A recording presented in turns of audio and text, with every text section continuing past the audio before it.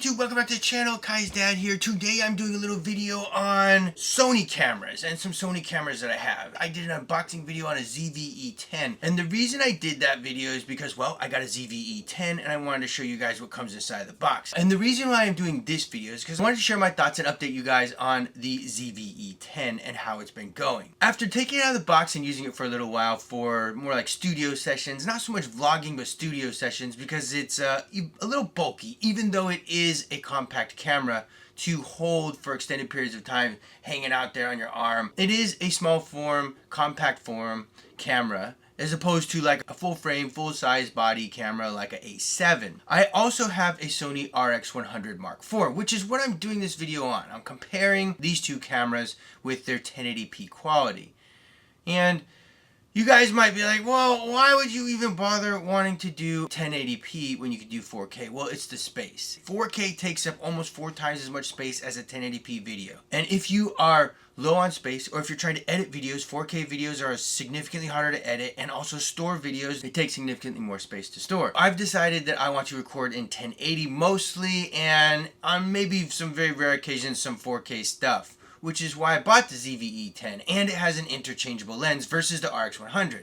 But the main reason is that it has an external mic input. I'll show you what the standard mic is on the RX100 versus the ZV-E10. And so after using the ZV-E10 and the Mark IV, or the RX100 Mark IV, for a little bit of time, I've realized that the 4K video is pretty decent on the ZV-E10.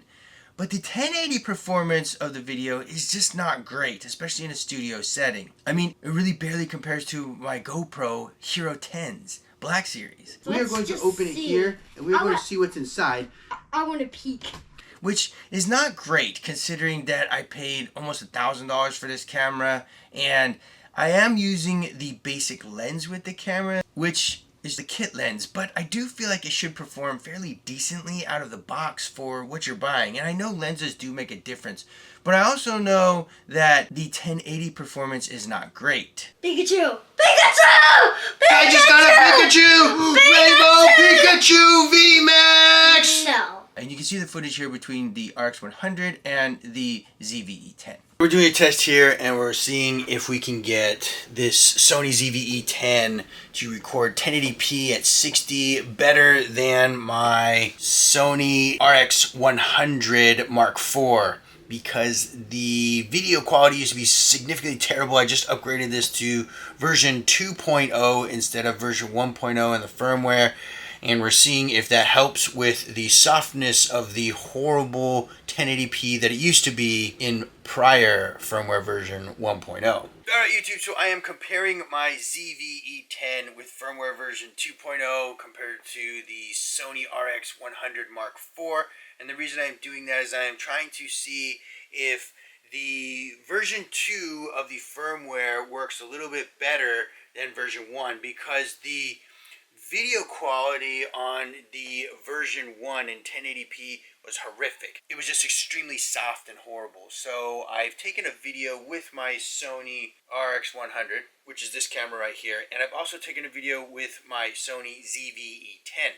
And I think I should probably get both of the cameras up together and record the exact same video. Alright, so I'm getting both cameras now, and I'm just kind of spinning around the room here. We're going to see how they compare side by side. No real difference. They're both arm's length. Maybe one of my arms might be a little bit longer than the other, but I don't think so. We're going to see if we can get high quality video on a 1080p 60 fps. They're both recording the same resolution, the same quality, and the same type of memory card in the same room at the same time. And what I'm hoping for is that the 1080p softness got fixed. Otherwise, I'm going to get rid of this Sony ZV-E10 camera, because my 7 or 8 year old RX100 Mark IV can do a far superior job at recording 1080p at 60. Now you guys might wonder, why is it that you'd want to record 1080p at 60 when both those cameras can record 4K?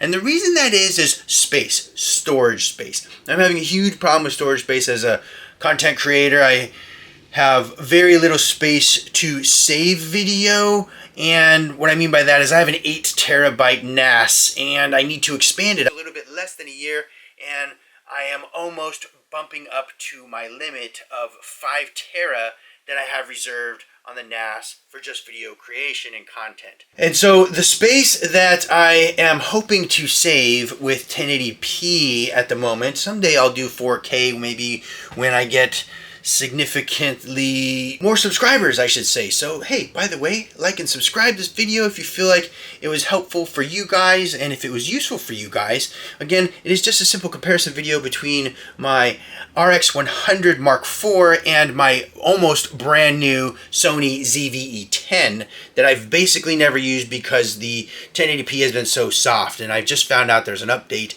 as of right now, and I'm hoping that I can get it taken care of and this fixes the problem. Alright YouTube, so that was the comparison between the RX100 Mark IV, the GoPro Hero 10, and the ZV-E10. Overall, I would say that I don't feel like the Firmware 2 did a whole lot for the 1080p performance, and I was doing a bit of research online, and the 1080p performance is just not very good. From my research and my understanding is it has a great 4K processor, which means that it can process 4K video when it's recording just fine. But when you try and record in 1080p, it ends up being soft. That's my understanding. I will be doing a review and unboxing on a new lens that I'm going to purchase for the ZV-E10, so stay tuned for that video if you're interested in seeing it and seeing if the lens actually makes a difference or if it's just really kind of stuck with the 4K experience and recording at a lower 24 frames per second, or if the 1080p performance